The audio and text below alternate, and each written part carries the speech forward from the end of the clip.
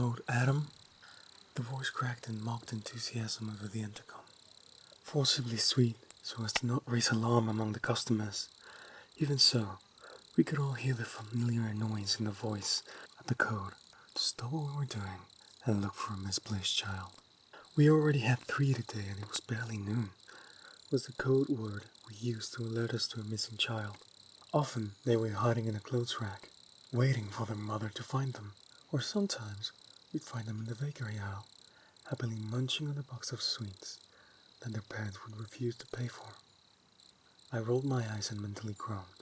Honestly, how hard was it to keep track of one whole person? I know that kids are small and sometimes slippery, but they don't just vanish into thin air. My coworker Michael walked up to me and gave me a look that probably mirrored my own. He's a 5-year-old boy, wearing jeans and a red hoodie, blonde hair, green eyes, white sneakers, Caucasian, and his name is Hunter. Michael repeated to me with a sigh.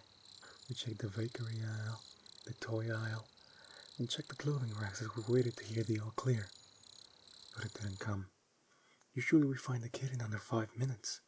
Every once in a while it might take 10 if the kid was really well hidden. In the distance I could hear some hysterical screaming, and the calming tones of my manager were also joining in.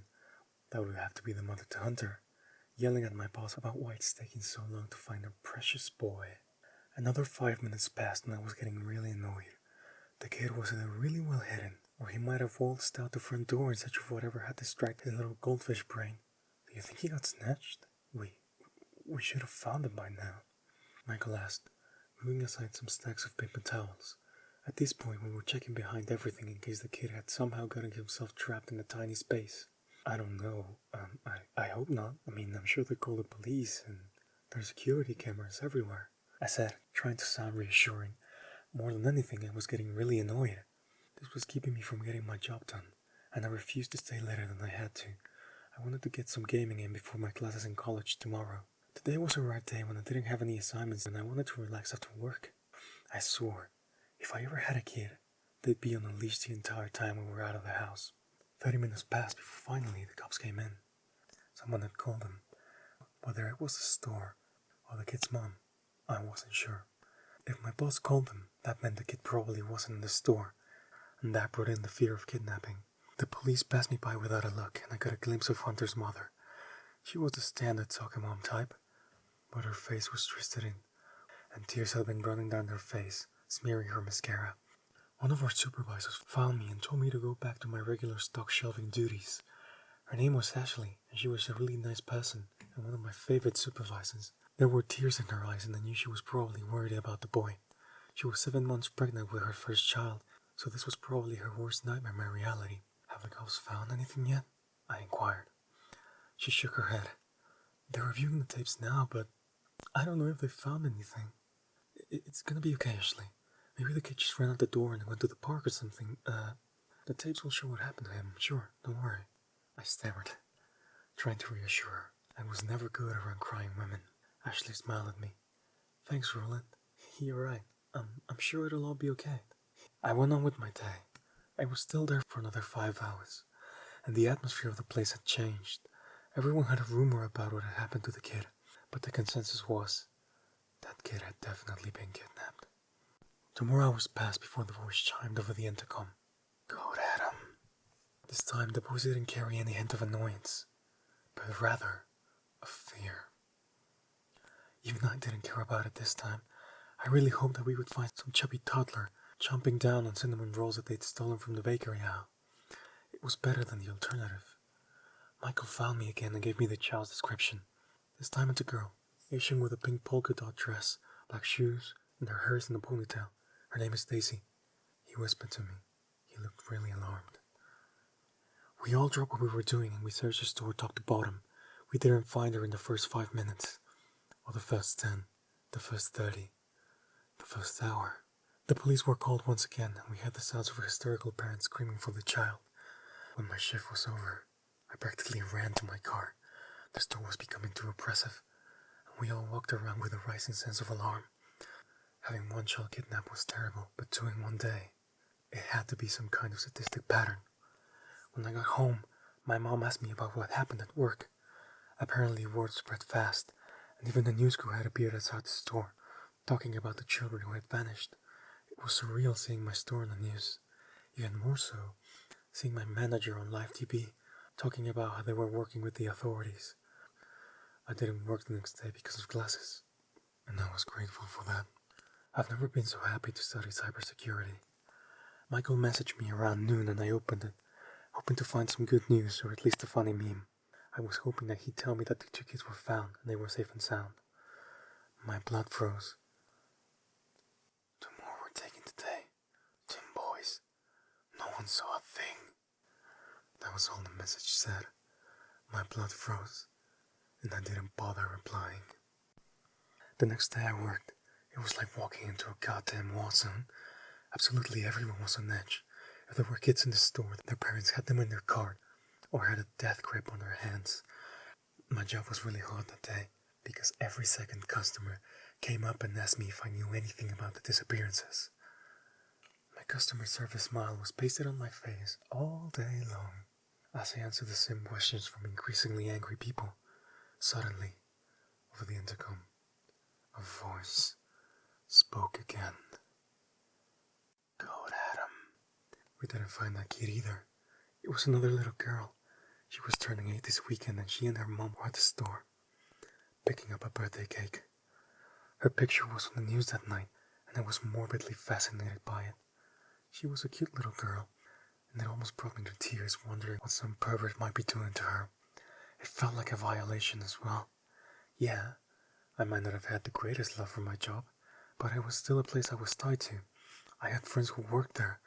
I knew almost every inch of the store, and the thought of some predator coming into that space and taking another innocent kid was absolutely terrifying to me. My parents asked me to quit, but I couldn't. I needed a job. I had bills to pay. At least, I couldn't quit until I got a new job lined up. The next day I worked was utterly surreal. The store was basically deserted, for which I was thankful, of course, but if I had to describe the feeling in there, it felt almost post-apocalyptic.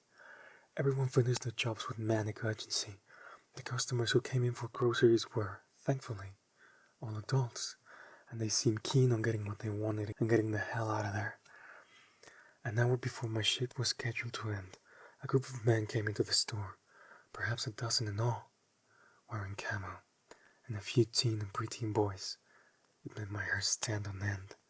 They looked serious, as they spread all over the store, as if they were on a hunt.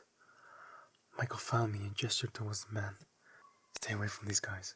Apparently they're some kind of hunting enthusiast who've taken to being some sort of vigilantes. Some of them are carrying guns on leather jackets. Don't worry, the manager already called the cops. He whispered to me. My blood began pounding. Conceal and carry firearms were forbidden within the store. The last thing we needed was some trigger-happy yokel pulling his gun out on a customer thinking he was a pedophile. In the distance, I suddenly heard some shouting. My blood ran cold thinking that someone had pulled out a gun. But then, the intercom came to life. Go at him. One of the sons of the men who had come, hoping to play hero, had gone missing. The father hadn't been worried about the boy at all, as he was 12 and really strong for his age. According to the dad, his son had a Bowie knife stashed in his boots in case anyone did try to grab him. The next day the store got closed. They had never done anything like that before, but we all breathed a sigh of relief. I didn't even worry about missing out on money. No kid could get taken if there was no place to take them from. It stayed closed for a week as an investigation was carried out. Lots of people were interviewed, but luckily I wasn't one of them. I'm not sure what I would have said anyways.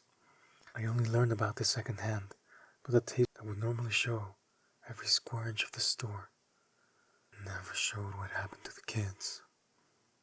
In every tape, each kid just seemed to disappear, inexplicably so. It was blamed on a weird glitch, though I'm not sure if anyone really believed that. Conspiracy theorists went crazy, and a lot of the higher-up managers were threatened. People blamed human trafficking, alien abductions, and even portals to another dimension. Someone tried to burn the store down, but they didn't succeed. After that, the corporate types decided that closing the store permanently was the best course of action. I stayed there during the last days and watched the store go down like some kind of dying animal. There was one last code Adam. A 10-year-old had come into the store to buy cheap clothes with her parents during the liquidation sale, and she was gone. Vanished. I suppose the fact that the store was packed with bargain hunters had lulled her parents into thinking she was safe. After that day, the store was closed, and all the inventory was shipped off to different locations. I have a good job nowadays, far removed from retail, or any big box store. However, when I visit my parents, I have to drive past that dilapidated building. It's covered in graffiti, and from the looks of it, someone tried to burn it down again. That place has become a source of legend to the local kids who live there. Apparently, if you walk up to the walls and press your ear to the decaying cinder block and listen really, really closely, you can hear the sound of children screaming.